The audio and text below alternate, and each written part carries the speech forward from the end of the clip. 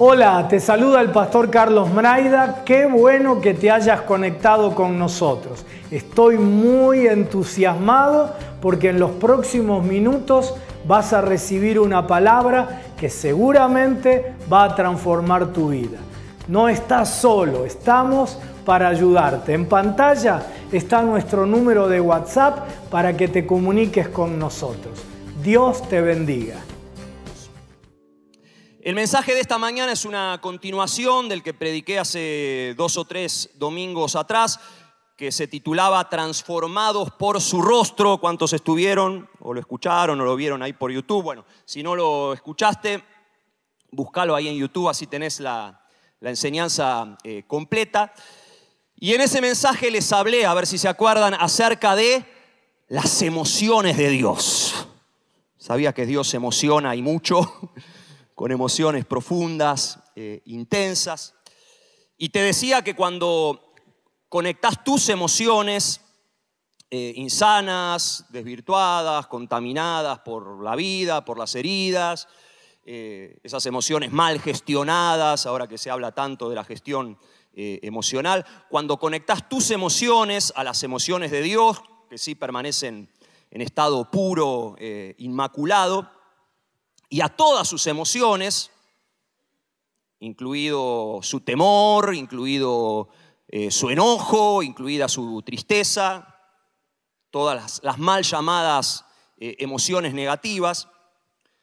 Entonces, como resultado de esa conexión emocional entre tus emociones desvirtuadas, insanas, enfermas, y las de Dios que permanecen en estado puro, ¿qué pasa? Entonces sos sanado y sanada, ¿no? En lo más profundo de tu ser. Y hoy quiero continuar con este tema de las emociones de Dios, y el título del mensaje es el que estás viendo ahí en la pantalla: extremadamente divino, divinamente extremo. Y te imaginarás que es un mensaje extremo, así que ajustate el cinturón. Quiero hablarte de 4 personajes bíblicos que hicieron cosas extremas justamente por conectar sus emociones a las emociones extremas de Dios. Y te voy a hablar de estos 4 personajes, pero en realidad todos los personajes de la Biblia, si estudias sus historias ahí en profundidad, fueron gente extrema, que hizo cosas extremas, y la mayoría de ellos serían tildados de loquitos o extremistas en nuestras iglesias contemporáneas, ¿no? Modernas, occidentales, todas ordenaditas y mesuradas. El primero de estos personajes es el hombre que escribió el texto bíblico que nos va a servir de base para la reflexión, que en un instante vamos a leer, y es el profeta Oseas. ¿Quién fue Oseas? Mira, Oseas fue un hombre al que Dios le pidió que hiciera algo extremo para que pudiera conectarse con sus emociones divinas extremas como nunca nadie en la historia humana se había conectado. ¿Y qué fue lo extremo que Dios le pidió a Oseas que hiciera? ¿Te acordás? Casarse con una prostituta. Eso es extremo. Y aclaro por las dudas que algún soltero agarre esto para el lado de los tomates y diga: Dios me está llamando a hacer lo mismo que Oseas. No, Dios no te está llamando a eso. Aclaro. Ese fue un llamado puntual, único, irrepetible en la historia humana para Oseas y nada más que para Oseas. ¿Por qué? Porque él era profeta y el acto tenía un simbolismo profético. Como cuando Dios le pidió a Isaías que caminara 3 años desnudo. Ese sí que no duraría ni un instante en nuestras iglesias contemporáneas. También porque era profeta y porque ese acto contenía un mensaje profético para el pueblo. Pero bueno, volviendo, si estás soltero, vos casate con alguien que ame a Dios, que te ame a vos con fidelidad y que no te traiga dolores de cabeza, ¿no? Porque mira, para Oseas no fue algo lindo tener que casarse con una prostituta, fue dolorosísimo, fue terrible. ¿Por qué Dios le pidió que hiciera eso tan extremo y tan costoso para él? Sencillo, para que Oseas sintiera en carne propia, en lo profundo de su alma, lo que Dios estaba sintiendo al ver la infidelidad de de su pueblo, ¿no? Ese era el mensaje profético. Y Dios le dijo, mirá, Oseas, ese dolor terrible que vos sentís cada vez que ves a tu esposa Gomer acostarse con todo el barrio, con medio mundo, a pesar de que vos como esposo le sos fiel y la cuidás y la alimentás y la procurás y la perdonás una y otra vez y le das nuevas oportunidades y estás dispuesto a hacer lo que sea por amor a ella. Ese mismo dolor terrible que vos sentís es el que yo siento cuando mi pueblo Israel se olvida de mí, comete idolatría, toda clase de pecados, cuando se conforman con placeres berretas que no solamente no los sacian, sino que los destruyen, mientras yo me muero de amor por ellos. Oseas, quiero que lo sientas, quiero que tengas una conexión emocional conmigo, que sientas en carne propia, que percibas lo que yo siento por mi pueblo. Y por eso Oseas pudo conectarse a las emociones divinas como nunca nadie se había conectado. Y de nuevo, a vos Dios no te va a pedir que te cases con una prostituta, pero escucha esto, a veces Él permite que atravieses ciertas situaciones para que sientas lo que Él siente. ¿Para qué? Para fortalecer tu conexión emocional con Él. Y que seas más efectivo en tu misión como lo fue Oseas. La paternidad ayuda un montón en esto, ¿no? Los que somos padres. Tal es Roberto, tiene una canción que se titula Ahora que soy padre entiendo, ¿no? Entiendo lo que muchas veces siente Dios. Y mirá lo que habló Dios al mundo y a nosotros hoy a través de esta conexión emocional con Oseas. Y por eso este mensaje lo da Oseas y ningún otro profeta.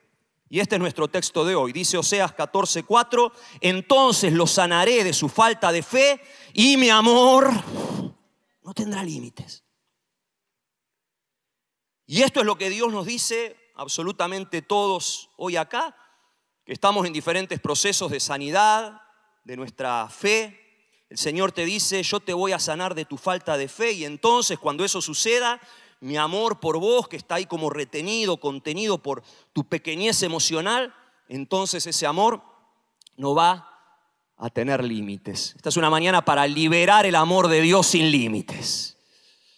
Y para eso vamos a tener que irnos a los extremos, aún a riesgo de que nos tilden de extremistas. ¿Sabés? Nuestra falsa humildad y mesura encadenan, le atan las manos a un Dios que de otro modo sería omnipotente. No porque no lo sea, claro que Dios es omnipotente. El tema es si esa omnipotencia entra en mi cajita chiquitita emocional. Te lo digo en otras palabras, nuestra pequeñez emocional limita a un Dios que de otro modo sería extremadamente divino y derramaría sobre nosotros su amor extremo sin ningún impedimento. Fíjate que habla ahí el texto de falta de fe. ¿Y qué es la falta de fe?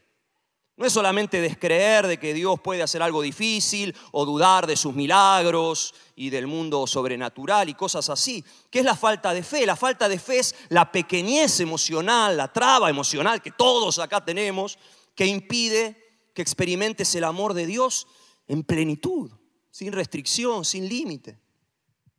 Como siempre nos enseña el pastor Carlos, nunca nuestros problemas son conceptuales, teológicos. ¿Dónde tenemos los problemas? Acá son emocionales. Por eso fíjate el verbo que usó Dios, dijo, sanaré su falta de fe. No dijo, tomen nota que les voy a dar una clase de teología acerca de mis atributos para que de una vez por todas se convenzan, les caiga la ficha de que yo soy un Dios todopoderoso y todo amoroso y lo tengan claro. No, dice sanaré. ¿Y cómo sanaré? A través de una conexión emocional que te transforma por completo. Por eso Oseas fue el profeta que levantó este clamor desde lo profundo de sus entrañas. Mirá lo que dijo. Dijo, ¡oh! Si conociéramos al Señor. Si tan solo lo conociéramos. Claro, ella había estado bien conectado a esas emociones divinas extremas. Y entonces le surge casi espontáneamente, le surge decirle ahí a sus compatriotas israelitas que no habían tenido esa conexión, esto, ¿no? ¡Oh! ¡Ay! ¡Uf! Dicen ahora los jóvenes, ¿no? ¡Uf! Si tan solo lo conociéramos. Seguro alguna vez te pasó de tener un buen gesto o intención hacia alguien, ¿no? Nacida de un amor genuino, le hiciste un regalo, pero resulta que el otro lo rechazó, seguro te pasó, ¿no? O lo malinterpretó, pensó que vos tenías algún interés egoísta detrás del gesto, que querías manipularlo. ¿Y cuál fue tu pensamiento inmediato? Uy, si este tipo tan solo me conociera, si conociera lo que hay en mi corazón, mis buenas intenciones, mi amor genuino por él, mis emociones. Claro, el otro estaba recibiendo tu gesto de amor a través de su pequeñez emocional. Viste que el manipulador cree que todos son manipuladores. El codicioso piensa que todos son codiciosos, el mal pensado piensa que todos son mal pensados y desde su pequeñez emocional filtra todo lo que le viene del otro lado. Y por más que venga la persona más buena, amable, amorosa, mirá, Pablo, esto te lo doy. Si está esa estrechez de corazón, el tipo te va a decir, para mí que este me quiere manipular, me quiere usar, ¿no? Porque así es él. Pero resulta que vos no sos así, vos sos distinto. Pero bueno, los otros creen que sos como ellos. ¿Por qué? Porque no conocen tus verdaderas emociones. Bueno, lo mismo le pasa a Dios con nosotros, pero potenciado al extremo. Y su clamor es este, ¿no? Si tan solo me conocieran, si tan solo. Y es curioso porque el verbo bíblico acá que usa Oseas es el mismo verbo que se usa ¿para qué cosa? Para la intimidad sexual. Conoció a Adán a Eva, conoció a Abraham a Sara. No es que hola Sara, ¿qué tal? Mucho gusto, yo soy Abraham. Más que una conexión emocional, es una fusión completa, profunda, íntima. Por eso, por favor, perdele el miedito a la conexión emocional profunda con Dios. En el mensaje anterior te compartí esta cita del gran teólogo Karl Rahner. Decía, en los días que se aproximan, usted será un místico en el buen sentido, es decir, alguien que verdaderamente experimentó a Dios, o simplemente no será nada. Y te decía que esto más que una frase fue una profecía. Esto lo dijo ahí a mediados del siglo XX. Porque en tiempos de opresión el cristianismo teórico colapsa. Y mira, justamente por no conocer a Dios de verdad, por no tener una conexión emocional profunda con Él, es que tantos cristianos caen en los extremismos. Y una cosa es ser extremo y otra cosa es ser extremista. Que caen en fundamentalismos doctrinales o en fanatismos religiosos o en legalismos condenatorios o en una radicalidad mal entendida. Y entonces lamentablemente hoy abundan los trolls o los haters cristianos, ¿no? Que es un hater, un odiador en las redes sociales que critica a todo el mundo y vos decís, ¿cómo puede ser? Gente que en nombre de la santa verdad promueve, ¿no?, la confrontación, la guerra santa, la inquisición religiosa, doctrinal y toda una sarta de barrabasadas que en vez de traer sanidad emocional a un mundo enfermo, lo enferman cada vez más. Le siguen aportando toxinas, siguen levantando murallas, barreras que separan, que dividen. Y son extremistas, no divinamente extremos, sino humanamente extremistas. Y mientras tanto, Dios de arriba diciendo esto, ay, si conocieran mi corazón. Y vos los querés acogotar a estos extremistas, ¿no? A veces, ¿cómo este tipo pierde tiempo, energía? Habiendo tanta gente a la que predicarle, enfermos que sanar, necesidades que atender. Pero son personas que sencillamente no conocen a Dios. Gente de pequeñez emocional, que por ahí tienen una cabeza así de grande, pero un corazón así de chiquito. Por eso este clamor, ¿no? Si tan solo me conocieran. Esto es como cuando Jacobo y Juan querían hacer descender fuego del cielo para consumir a toda una aldea de samaritanos, ¿se acuerdan? Porque los habían rechazado. Y claro, los tipos tenían este supuesto celo, esta adrenalina de la radicalidad mal entendida. Y le dicen, maestro, ¿querés que hagamos descender fuego del cielo como Elías y que los consuma, ¿no? Y Jesús los frena y le dice, muchachos, no, paren. No saben de qué espíritu son y no saben las emociones que hay en mi corazón hacia esta gente. Yo no odio a estos samaritanos tercos, los amo. Los amo con locura.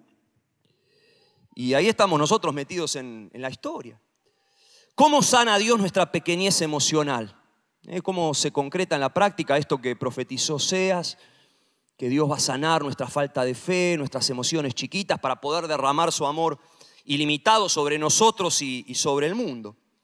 Él lo hace revelándonos al menos 3 facetas extremas de su ser divino, ¿sí? 3 facetas extremas de Dios. Primero, Dios nos revela su santidad extrema.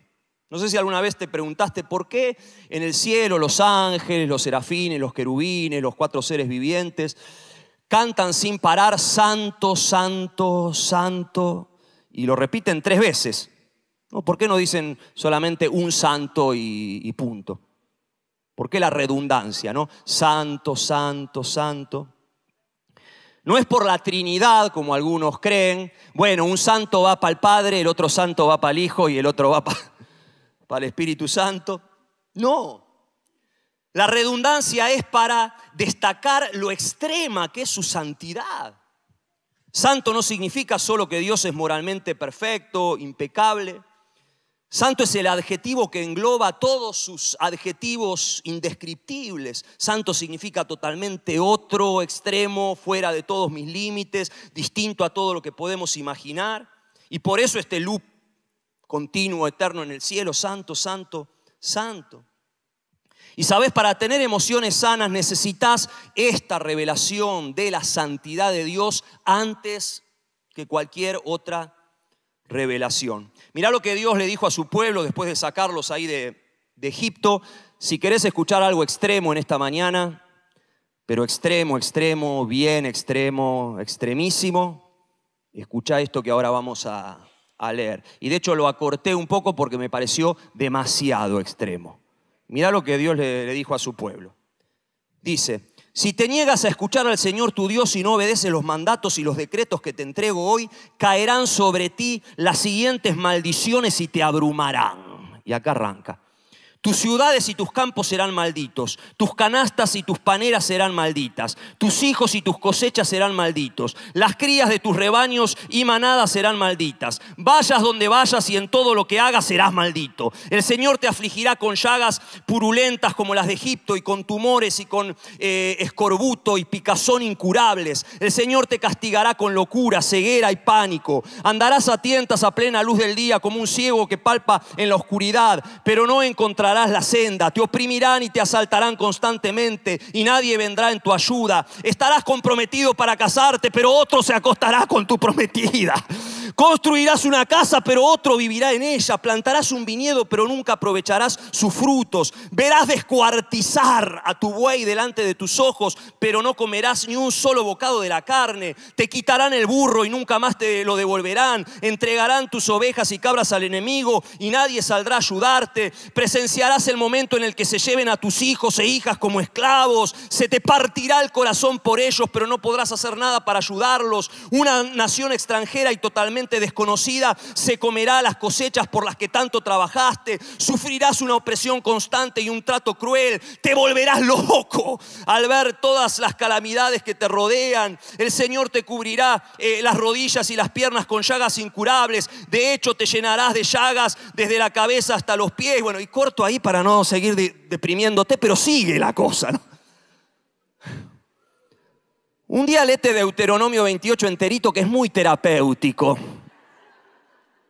Si vos creías que tu papá era extremo cuando te asustaba con el cuco o con el señor de la bolsa para que te portaras bien, al lado de Dios tu viejo era un poroto. Un blandito tu papá. Tremendo. Esto es extremo, ¿sí o no? Ahora, ¿por qué Dios les dijo esto tan extremo? Casi de película de terror. Claro, ellos eran una nación en formación. Recién estaban saliendo de Egipto y tenían cero conciencia moral. Y encima estaban rodeados de naciones que eran, eso sí que eran perversos, sacrificaban niños. Era terrible el contexto. Así que podríamos decir que espiritualmente y moralmente eran niños, ¿no? El pueblo de Israel eran como chiquitos de 3 años en formación. Y viste que para un nene de esa edad, si tenés un hijo de 3, 2...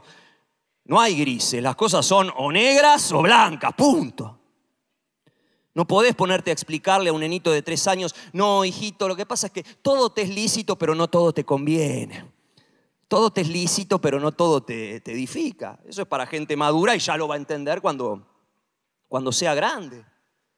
Ahora todavía no está preparado para usar su libertad de forma responsable. Con apenas 3 años necesita desarrollar su conciencia moral para entender que hay cosas que están bien y otras que están mal, y punto. Que hay cosas que lo benefician y otras que lo destruyen. Y para entender que en la vida hay algo que se llama consecuencias. Y no digo que lo asustes con el cuco a tu hijito, pero tenés que ser firme. Bueno, Dios como buen padre hace exactamente eso, es firme, bien firme, como leímos recién, al extremo.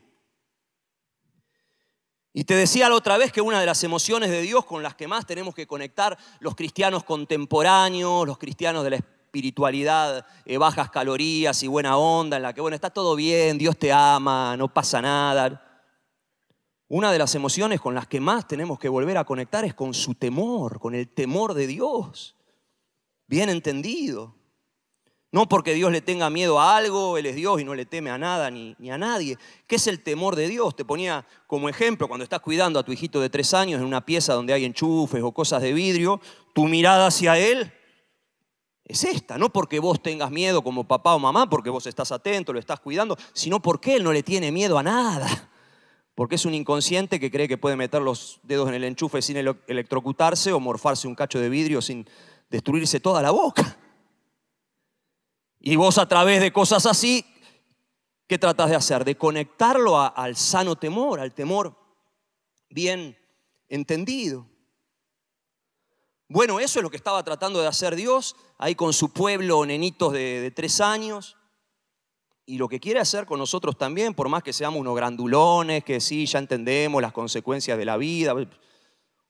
Ojo cuando nos desconectamos del temor de Dios.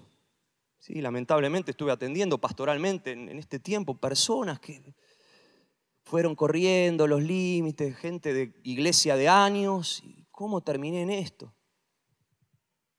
Y destruidos.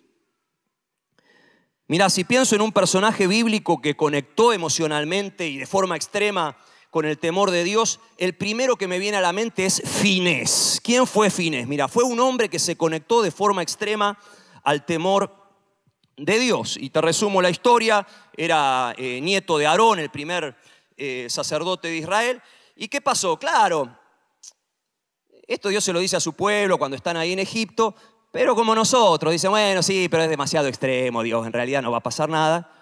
Entonces estaban acampando ahí cerca de Madián y se ve que las madianitas estaban buenas, porque los muchachos ahí del campamento empiezan a coquetear con ellas y a tener relaciones y se empiezan a casar con ellas, a casarse no, a tener un amorío, cuando Dios les había prohibido, ¿no? Ustedes tienen que casarse con las mujeres de su pueblo. Y como consecuencia de esa desobediencia viene todo esto, porque no es que Dios esto es solamente para que tenga miedo, pero después no pasa nada. No, pasa. Y pasa a tal punto que se desata una plaga que mata a 24.000 personas. No solamente a los piratas, a los atorrantes que se habían acostado con los madianitas, sino a otra gente también. Ojo ahí, ¿no? Esto de, mi pecado es mío, es personal, es privado, me afecta solamente a mí. Lee la Biblia. Y claro, empiezan a lamentarse, Moisés se aviva de lo que estaban haciendo, Dios le manda a Moisés que empiece a hacer como una purga, que los líderes del pueblo averigüen, bueno, quiénes fueron los que... Y la escena es tremenda, ¿no? Cuando aparece ahí Finés en acción, estaban llorando en la entrada del tabernáculo, ¿no? Haciendo duelo, lamentándose por todos los que habían muerto, y se ve que un tipo ahí medio desavisado de lo que estaba pasando, entra caminando ahí al campamento como si nada con una madianita para llevársela a la carpa para acostarse con ella. No pasa nada acá, ni se había enterado que habían muerto 24. Y todos lo ven, incluido Moisés, pero claro, lo ven y no hacen nada. Pero este Finés, movido ahí por un celo de Dios, dice que va, se mete en la carpa y con su lanza y los ensarta a los dos que estaban intimando sexualmente, los ensarta cual brochet de lomo y pollo. Es extrema la historia. Te advertí que te ajustaras el cinturón, ¿no? Los ensarta y mirá lo que dijo Dios a través de Moisés. Dios dijo: Finés alejó mi enojo de los israelitas porque demostró entre ellos, ¿qué cosa? El mismo celo que yo. Es decir, porque pudo conectarse con mis emociones. Y este es el punto, escuchá, y por esto es que es tan importante que conectemos con el temor de Dios. Finés percibió emocionalmente lo serio que era el asunto. Mientras a los demás les resbaló, o quizás no les resbaló, y sí lo veían como algo malo, qué mal, pero no tan malo, no tan serio. No seas fanático, Finés, no seas extremo. O quizás sí lo consideraron algo serio, pero solo se quedaron llorando a la entrada del tabernáculo, ¿no? Qué mal que está el mundo, va de mal en peor, ¿dónde vamos a parar? El declive moral, bueno. Por eso mirá lo que dice el Salmo 106, resumiendo la historia de Finés. Dice: Finés tuvo el valor de intervenir. Por esto es que necesitamos conectar con el temor de Dios. Y la plaga se detuvo, por eso desde entonces se lo considera un hombre justo. Por esto es que es tan importante conectar con ese temor y que nos sea revelada la santidad extrema de Dios. Porque hoy vivimos en una cultura que te dice: vos no intervengas, no te metas, quédate en el molde, no opines, vos hacé la tuya y que te vaya bien a vos y que Dios tenga misericordia del resto. Y mientras tanto las plagas de maldición siguen arrasando las naciones. Y obviamente hoy nosotros no intervenimos con lanzas humanas, no le clave ninguna lanza a nadie. ¿Con qué armas intervenimos nosotros hoy? ¿Cuáles son nuestras armas espirituales? La oración y el testimonio amoroso. Me encantó lo que escribió el pastor Pablo Deiros en uno de los devocionales de esta semana. Mirá lo que decía Pablo. No, acá Pablo yo le puse la fotito, lo cito al mismo nivel que los filósofos de la Edad Media, que a veces te cito porque ya Pablo está a ese nivel, ¿no? Decía Pablo: cuando hay un avivamiento en proceso, cuando la conducta de los malvados lleva a los cristianos a la oración y los quebranta y los hace sentirse llenos de dolor y su corazón se estremece de modo que lloran de día y de noche, y en lugar de reprenderlos, reprocharlos, tirar mensajes legalistas en las redes sociales y esas pavadas, que dice: oran con gran celo por ellos. Esta es nuestra lanza. Esta es nuestra lanza, lo que estamos haciendo en este tiempo. Ahora, si no hay temor de Dios en nuestro corazón, vamos a estar llorando de día y de noche, como dice acá Pablo, pero por pavadas, por otras cosas, porque perdió Boca o porque, no sé. Mirá, la contracara de Finés, el ejemplo bíblico opuesto, totalmente opuesto al de Finés en la Biblia, es el del sumo sacerdote Elí. ¿Te acordás de Elí? ¿Quién era Elí? Ese papá paternalista, buenudo, permisivo, que tenía 2 hijos atorrantes, bien atorrantes. Pecado nuevo que aparecía, lo estrenaban los 2 hijos de Elí. Bueno, este sí que era atorrante. Y el tipo nunca intervino para frenarlos. Por eso es la contracara de Finés. Nada. Y ya era grande y dormilón, se dormía sus siestas, Elí. Y le dolía lo que hacían sus hijos, sí. Y veía el declive moral de su tiempo, pero no hacía un pomo el tipo, no hacía nada. Y yo veo que el espíritu de Elí sigue como ahí al acecho en el mundo cristiano supuestamente cool, buena onda, que mientras se duermen sus siestas espirituales te dicen: no, ¿cómo vas a predicar de que el sexo es solamente para el marco seguro y responsable y adulto del matrimonio? Eso ya no va más en este tiempo, en esta cultura. No seas retrógrado, no seas fanático, extremo. O ¿cómo vas a predicar acerca del infierno o acerca de no decir malas palabras si no es algo tan grave? Esto, no seas fanático, no seas extremo. Y son laxos con estos temas y con otros.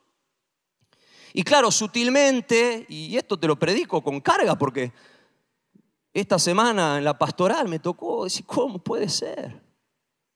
Sutilmente vamos siendo cada vez más permisivos, normalizando ciertas conductas, alejándonos del temor de Dios. Y después nos preguntamos por qué el mundo está como está. Y está como está porque los fines no intervenimos. Y porque de a poquito nos transformamos en Elías que duermen sus siestas espirituales y miran para otro lado. Decía Edmund Boone que la única cosa necesaria para que triunfe el mal es que los hombres buenos no hagan nada. Por eso, ¿qué significa ser un cristiano? Mira, un cristiano no es un tipo, poné la que sigue, un cristiano no es un tipo buenudo. ¿Está la que sigue? Ahí está. No es un tipo buenudo, no es una tipa buenuda que no le hace mal a nadie, ¿no? Pastor, yo no le hago mal a nadie. Bueno, te felicito, ya eso es importante, pero ¿qué es un cristiano? Un cristiano es la sal que preserva y purifica todo lo que está podrido en el mundo. Jesús dijo, ustedes son la sal de la tierra, pero si la sal pierde su sabor, ¿cómo lo recobrará?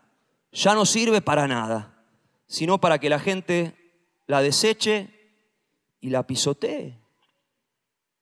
Cuando te desconectás emocionalmente de ese temor de Dios, perdés tu salinidad. Y otras cosas también, ¿no? Que pierden familia. Y según Jesús, dice, Jesús sí que fue extremo. Dice, ya no servís para nada. Por eso pon una mano en tu corazón y decirle, Señor, Espíritu Santo, revelame más de la santidad extrema del Padre. Revelame, revelame. Dame, Señor, el corazón, el celo de finez. Guarda mi corazón ahora. Revelanos, Señor, la hermosura de tu santidad. Para que en nuestra vida esa santidad luzca hermosa. Que no luzca con esa fealdad del legalismo religioso. Que sea esa diferencia, ese brillo, eso distinto. Ese salirse del molde, salirse de la chatura, de la mediocridad, de lo chabacán. Ese refinamiento profundo que solo tu Espíritu puede provocar a través de la gracia. Danos que recuperemos, Señor, en este tiempo, en la iglesia contemporánea, ese celo y que recuperemos nuestras lanzas, las verdaderas. La oración, el clamor, en estos 40 días, Señor. Profundizá en nosotros la carga por los perdidos. Que veamos, Señor, que sintamos la seriedad de lo que implica que hay personas que se van a una eternidad sin Dios. Porque nadie les predica, porque nadie les habla del amor de Dios. Derrama Espíritu Santo. Lo necesitamos, no queremos ser insensibles. No queremos estar solamente en la puerta del tabernáculo llorando, lamentándonos. Aviva, aviva, aviva, aviva nuestros corazones, Señor. Danos esa conexión emocional profunda. Queremos ser sal que sala, tiene sabor a sal. Amén, Señor. Segundo, Dios sana nuestra pequeñez emocional revelándonos su misericordia extrema. Y en este caso el ejemplo extremo es el del rey David. David, un hombre que conectó, ¿lo tenemos a David ahí? Un hombre que se conectó de forma extrema a la misericordia de Dios. A tal punto se conectó David que en uno de sus salmos dijo esto que es extremo. Dijo, mejor es tu misericordia que la vida. Oh. ¿Qué hay en la vida? Cosas lindas, buenas. Bueno, tu misericordia es mejor que todo lo hermoso, lo maravilloso, lo placentero, lo disfrutable. Me quedo con tu misericordia. Y basta con leer todos los salmos de David para descubrir cómo él se conectaba a la misericordia de Dios de una forma especial y extrema a través de la adoración. Es el adorador estereotipo de la Biblia, ¿no? Y el otro día estudiamos el Salmo 27 de David, que es tremendo. Y mira, en lo personal yo me siento muy identificado con David porque me encanta adorar y compongo canciones, pero aún no hice algo tan extremo como lo que hizo David en un momento de conexión emocional profunda con la misericordia de Dios. Y quizás no lo hice porque aún no tuve un momento de conexión espiritual y emocional tan profunda con su misericordia, ¿no? Y mis emociones todavía son chiquititas comparadas a las de David. ¿Te acordás qué es lo extremo que hizo David? ¿Te acordás lo que hizo David cuando trasladó el arca del pacto ahí a Jerusalén? Que armó todo un proceso. Se desvistió, empezó a lanzar frenéticamente en paños menores. Ustedes agradecidos de que yo nunca haya hecho algo tan extremo como David. Pero no hacer. Sí lo hice en privado, en mi pieza, ¿no? Ahí de solo Dios me veía. Ahora, ¿por qué David hizo eso tan extremo, ¿no? Que a los ojos humanos todos lo vieron. Su propia esposa, Mical, lo menospreció. ¿Qué hace? Ridículo, rebajándote, armando todo ese show. Y como Mical estaba en una sintonía carnal y no espiritual, Dios le quedó estéril, ¿no? ¿Por qué hizo algo tan extremo? Nosotros creemos que los adoradores extremos, extravagantes como David o como esa mujer que quebró el frasco de perfume, ¿se acuerdan? A los pies de Jesús y lo ungió y lo besó apasionadamente y lloró y armó un escándalo ahí en esa casa. Claro, bueno, son así, ¿no? Y se comportan así por un tema de personalidad. O se comportaron así por un tema de personalidad, porque eran más efusivos o excéntricos o sentimentales o demostrativos. Y creemos que, bueno, los adoradores extremos modernos lo mismo, son así por un tema de personalidad. Pero yo descubrí lo siguiente, escuchá, que no es un tema de personalidad, sino de conciencia. Hay personas que simplemente son más conscientes de la misericordia de Dios que otras y la valoran más y saben agradecerla como es debido y se conectan emocionalmente al corazón misericordioso de Dios de forma extrema, ¿no? Como recién en la cena del Señor. Vos decís, lo que tengo en mis manos es lo más precioso. Y otro que dice, bueno, vamos a tomar, hoy tocó cena, comamos el pancito, tomemos la copa y una cena más. Y están esos que dan por sentada la misericordia de Dios. Sí, Dios me ama, aleluya, ¿no? Gloria a Dios. Al fin y al cabo, es lo que me merezco que Él me ame. ¿Qué? Y por eso empecé hablándote de la santidad de Dios, porque escuchá, si primero no te es revelada la santidad extrema de Dios, va a ser imposible que te sea revelada la misericordia extrema de Dios. Nosotros no merecemos el amor de Dios. ¿Sabés lo que merecemos vos y yo según la Biblia? Ser consumidos por nuestro pecado, por nuestra desobediencia. Eso es lo que merecemos. Pero dice la Biblia, por la misericordia del Señor no hemos sido consumidos, porque nunca decayeron sus misericordias. Nuevas son cada mañana. Grande es su fidelidad. ¡Aleluya!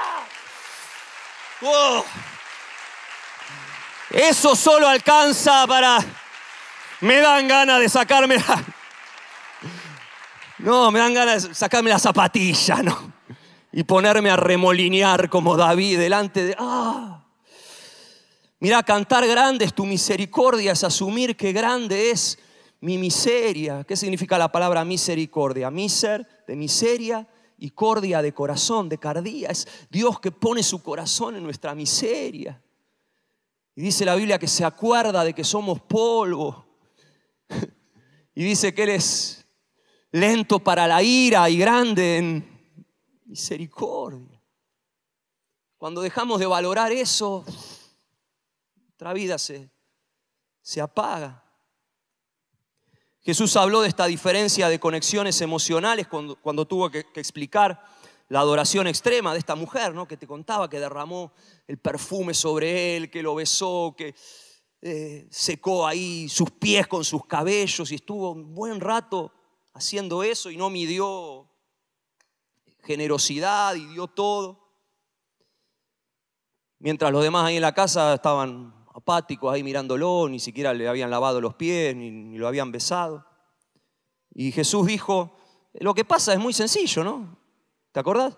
Al que mucho se le perdona, mucho ama. Y siempre digo, no es que haya categorías de pecadores, ¿no? Que a Dios a unos le perdone más y a otros menos.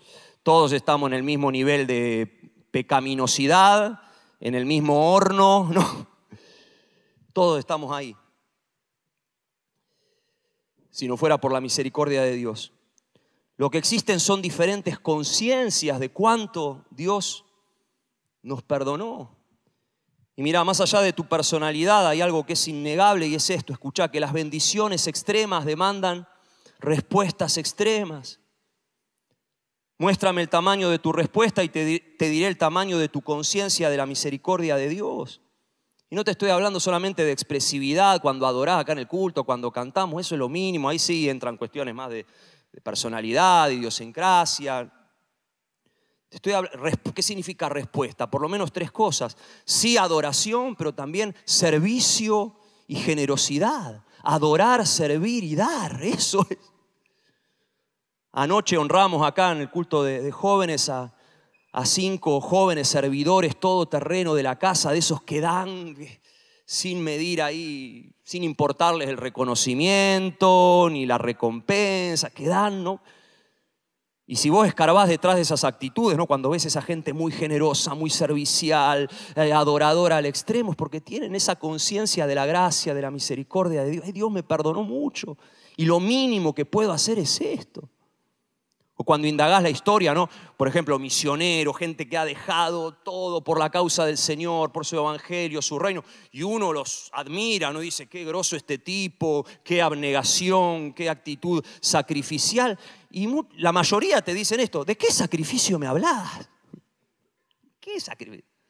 Es lo mínimo que puedo hacer. Lo que tienen es una gran conciencia del amor de Dios, de la gracia. Y al que mucho se le perdona, mucho ama, no solamente a Dios, mucho ama a los demás. Y por eso adorar, servir, dar, adorar, eso es una y otra vez. Si no lo haces y de forma intensa, extrema, sutilmente vas asumiendo como un derecho adquirido lo que es pura misericordia de Dios. Justo esta semana escuché un sermón ahí en un podcast acerca del rey Ezequías, cuando Dios lo sana de esa enfermedad y le extiende la vida a 15 años, ¿se acuerdan la historia? Y dice que Ezequías no correspondió, no pagó a Dios conforme al favor que Dios le había hecho. Y su corazón se llenó de orgullo. Ah, gracias, sí, Señor, qué bueno, gracias que me sanaste y me extendiste la vida a 15 años. Había estado llorando, clamando para que Dios lo hizo, pero el tipo, por eso bendiciones extremas demandan, requieren respuestas extremas. Si no, te pasa lo de Ezequías. Y a partir de ahí su vida se vino a pique, perdió todo ese favor de Dios. Porque no correspondió, no lo vio como una misericordia. Señor, voy a vivir los 15 años más productivos de mi vida, dar al máximo, servir al máximo, adorar al máximo. No, gracias, Señor. A ver, hace así, 3. No tiene ninguna connotación futbolística, ¿no? Adorar, servir y dar. Adorar, servir y dar. Eso es lo que te mantiene conectado a la misericordia de Dios, ¿no? Y hacer eso no como un deber religioso, porque hay gente que lo hace pero emocionalmente desconectada. No, Dios ama al dador alegre. Dios ama al adorador alegre. Hacer eso con la alegría extrema de David. Y termino, tercero y último.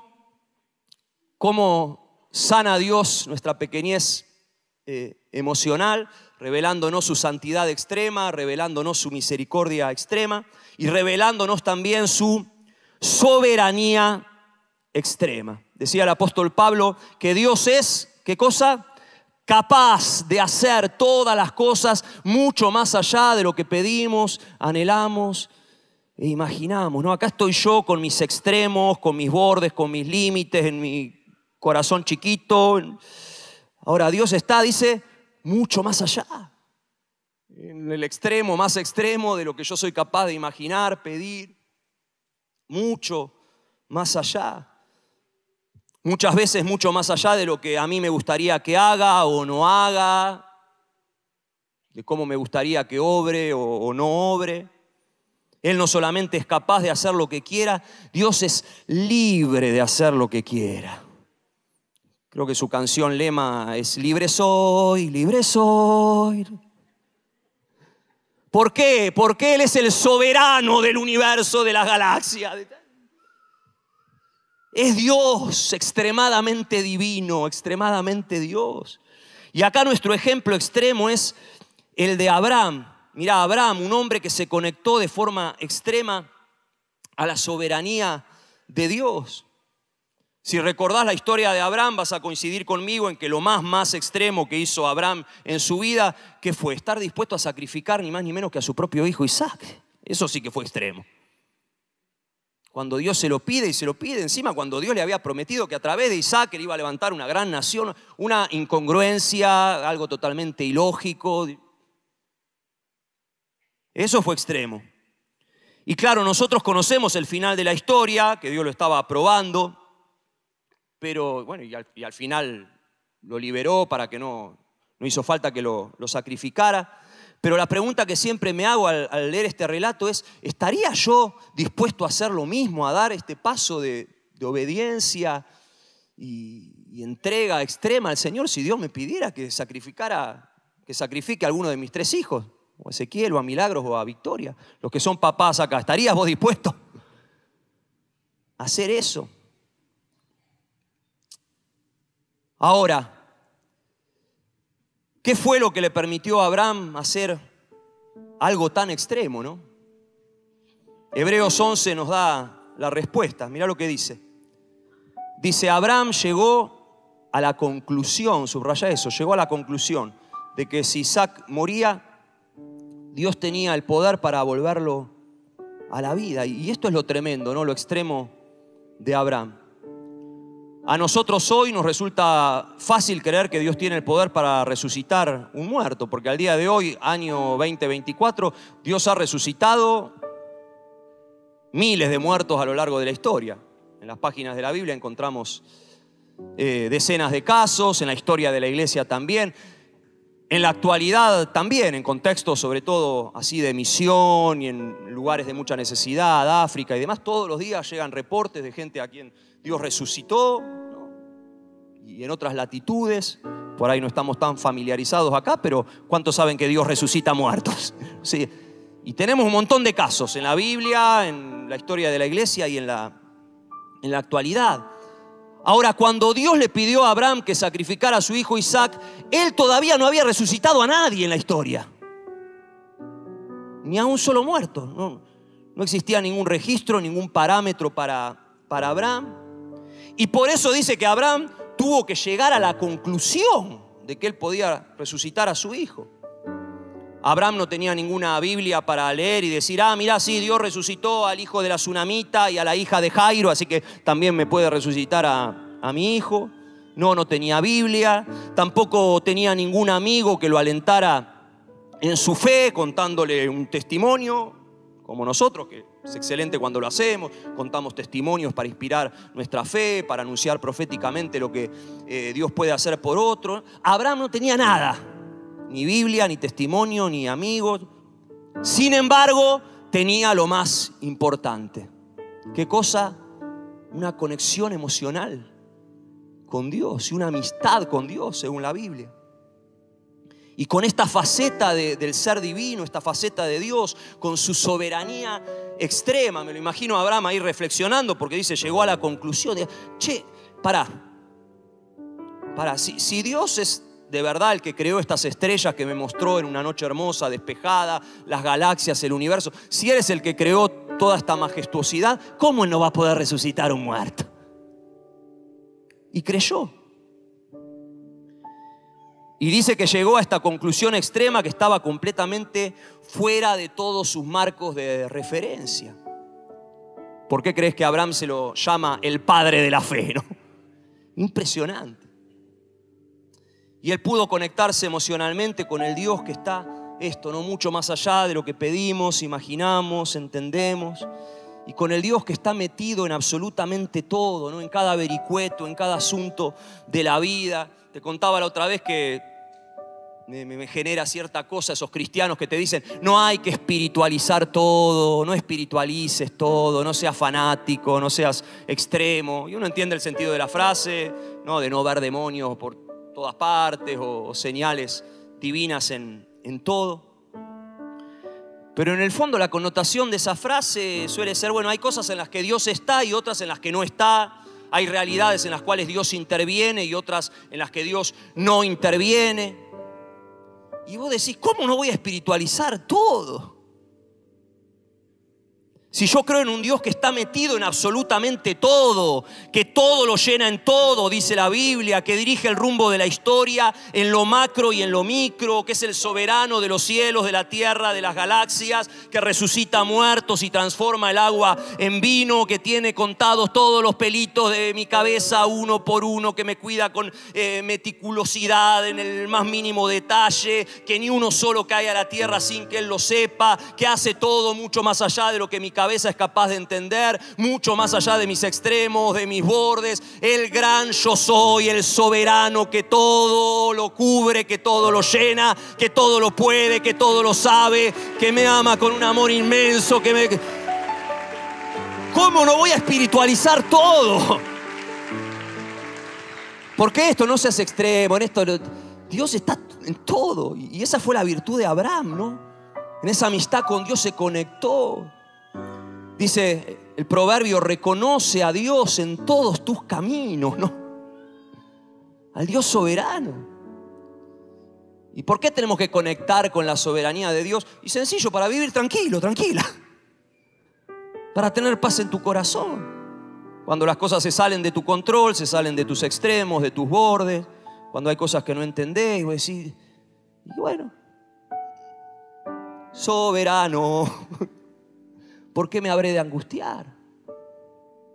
Yo creo en un Dios que a los que lo aman y tienen esta conexión emocional con Él, profunda, íntima, dice Pablo, a los que aman a Dios, todas las cosas, para estar tranquilo, para vivir confiado, confiada, para no estar con los pelos de punta, para que no te embarguen esas emociones, las que sí son malas, negativas, tóxicas, la ansiedad, ¿no? Por eso te decía que cuando lográs esa conexión, todo lo turbulento, todas las emociones turbulentas de tu alma se acomodan. La soberanía extrema de Dios. Y termino con esto. Sí, estamos orando por este avivamiento evangelizador hasta lo último de la tierra. Y en Isaías capítulo 9 se habla proféticamente acerca de este gran avivamiento, ¿no? Del gobierno de Jesús, el Mesías, sobre toda realidad, sobre toda nación. Es el capítulo famoso que citamos siempre en Navidad, ¿no? Su nombre es admirable, consejero, Dios fuerte, lo dilatado de su imperio no tendrá fin y de su paz. Bueno. Y el versículo 7 de Isaías 9 menciona algo que es clave, que es esencial para que ocurra este avivamiento mundial. Mirá lo que dice. Dice, el celo de Jehová de los ejércitos hará esto. ¿Qué es el celo de Jehová? Son sus emociones extremas. Eso es el celo de Jehová. Otras versiones dicen su amor ardiente, su amor apasionado. Y en este tiempo que estamos orando por un avivamiento, creo que Dios, de forma especial, a través de su Espíritu, esto no es algo humano, no es algo que nosotros podamos provocar, es algo que el Espíritu provoca. Él nos quiere conectar de una forma nueva, renovada, profunda, intensa, con esas emociones que arden en su corazón. Dice, el celo de Jehová hará esto. Por eso me anoté acá algunos motivos que entiendo que el Señor quiere que oremos en esta mañana. Ponete ahí de pie y vamos a orar.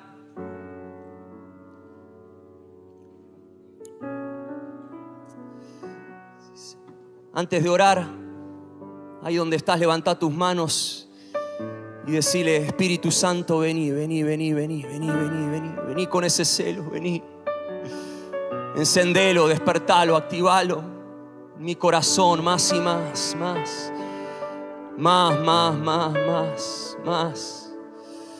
Oh, Espíritu Santo, revelanos más de la santidad del Padre.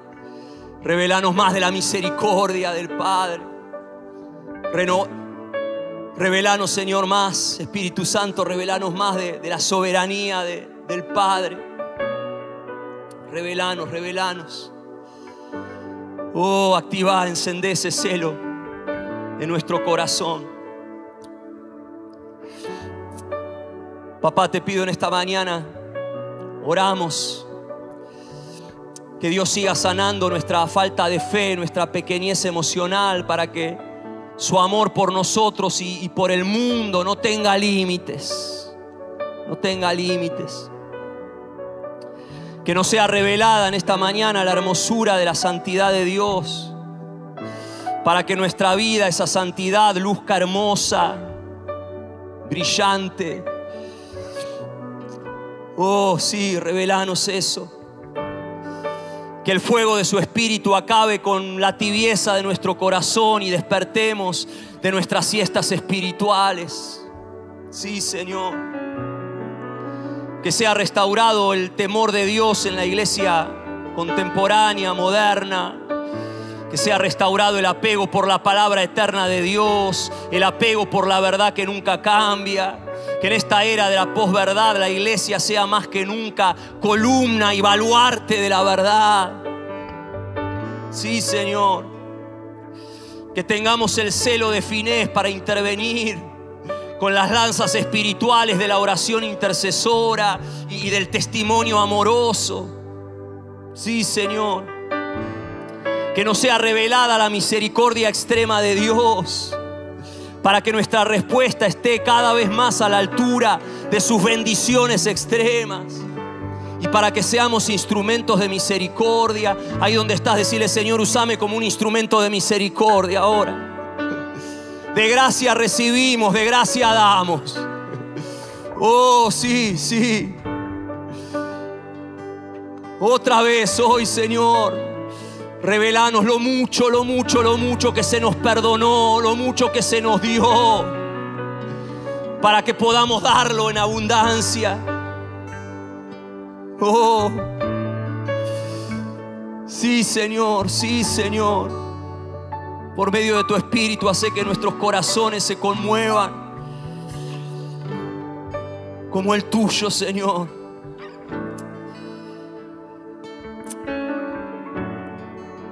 Y que el Espíritu Santo nos haga cada vez más creyentes y cada vez más obedientes como Abraham. Y que nuestra conexión emocional con Él haga que lleguemos a conclusiones extremas.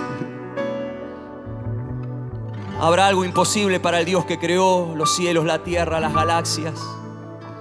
Para el soberano, para el gran yo soy.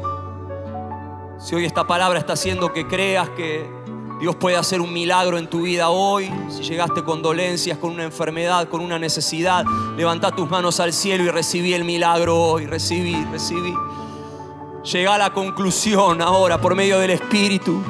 No solo que Dios puede, sino que Él quiere hacer ese milagro porque te ama ahora. Tu poder, ven, Señor, ven, otra vez. Otra vez, llévate las dolencias, las enfermedades. Ya Cristo en la cruz del Calvario canceló toda maldición. Todas estas maldiciones que leíamos de Deuteronomio ya fueron canceladas, clavadas en la cruz, y por su llaga fuimos nosotros curados. Oh, ahora, en el nombre de Jesús, aún las consecuencias del pecado, cuando venís a Él arrepentido, arrepentida, te da una nueva oportunidad. Se lleva eso que el diablo quiso provocar en tu vida para destruirte, para causarte dolor. Cristo deshace toda obra del enemigo. Ya no hay más maldición. Oh, ahora tu poder, Señor, obrando, actuando. Ven. Provisión tuya. Uy, cuando valoramos el regalo de la salvación, ahí podemos decir como Pablo: hey, si Dios no escatimó a su propio Hijo, si dio lo más valioso, lo más precioso que tenía, ¿cómo no me va a dar juntamente con Él todo lo demás? Esa puerta abierta, ese trabajo, esa provisión que necesito, es nada. Vamos, llega a esa conclusión en esta mañana desde tu corazón. Tenés un Dios que te ama, que dio lo más valioso, lo más caro. ¿Cómo no te va a dar todo lo demás? Ahora provisión, milagros extremos en este tiempo, Señor, de forma que van más allá de nuestros límites, de nuestros bordes, de lo que imaginamos. Oh, vos sos grande, soberano, soberano. Vamos a adorarlo, empezá a corresponder con gratitud a Él. Levanta tus manos, bendecilo, exaltalo, digno eres, Señor. Oh, sí, sí, te adoramos, te adoramos. Te adoramos, te adoramos, Señor. Grande, grande, grande, grande, grande, grande, grande, grande, grande. Grande. Y Señor, oramos todo esto, te pedimos todo esto que te estuvimos pidiendo por esto, Señor, para que tu amor por nosotros y para que tu amor por el mundo no tenga límites. Vuelvo a la palabra con la que empezamos de Oseas. Dice: sanaré tu falta de fe, sanaré tu pequeñez emocional, y mi amor por vos y mi amor por el mundo, ahí sí no va a tener límites, no va a tener límites. Señor, acá estamos cada uno de nosotros en sus procesos, momentos de sanidad, de falta de fe, pero esto que dijiste a través de Oseas, creemos que se está cumpliendo, Señor, y que este es el tiempo, que este es el tiempo, que este es el tiempo en el cual tu celo lo hará. Tu celo lo hará, no son tus esfuerzos religiosos, tus sacrificios humanos, es el celo del Señor. Y aún te vas a encontrar haciendo cosas extremas y vas a decir como estos grandes misioneros: no estoy haciendo nada, ¿de qué sacrificio me hablas? No, es lo mínimo que puedo hacer en respuesta a mi Dios. Más de vos, Espíritu, más de vos. Otra vez levanta tus manos al cielo y decile: no se apagará, no vamos a dormir una siesta espiritual. Va a arder más y más, más y más, más y más. El fuego no se apagará, sino que arde en mi corazón y arde en nuestro corazón. Eso es el fuego de tu espíritu, que no se apaga hoy. Arde en nuestro corazón un fuego abrasador. Es el fuego de tu espíritu que no se apaga hoy y no se apagará, sino arderá. No se apagará, sino que arde más y más y más. No se apagará, sino arderá. Y no se apagará, sino que arde más y no se apagará. Y arderá más. No se apagará, que arde más. Y arde en nuestro corazón un fuego abrasador. Es el fuego de tu espíritu que no se apaga hoy. Arde en nuestro corazón un fuego abrasador. Es el fuego de tu espíritu que no se apaga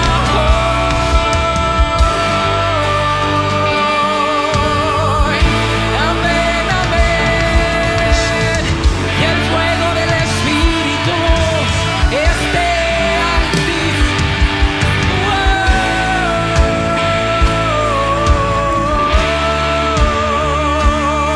Aleluya. Amén, amén, amén. Qué bueno que hayas compartido este tiempo con nosotros. Si lo que recibiste añadió valor a tu vida, compartilo con alguien más. Queremos ser de ayuda para la mayor cantidad de personas posibles y vos podés ser el canal que Dios use para bendecir a otros. Si todavía no te suscribiste a nuestro canal, hacelo ahora, tocando la campanita allí en tu dispositivo. Así vas a poder recibir la información de otros contenidos que seguramente te ayudarán y te harán crecer. Y si vivís en Buenos Aires o en Gran Buenos Aires, nos encantaría conocerte personalmente. Estamos en la Avenida Independencia 1555 de la ciudad de Buenos Aires y nuestros encuentros regulares son los sábados a las 20 horas y los domingos a las 11. Te esperamos.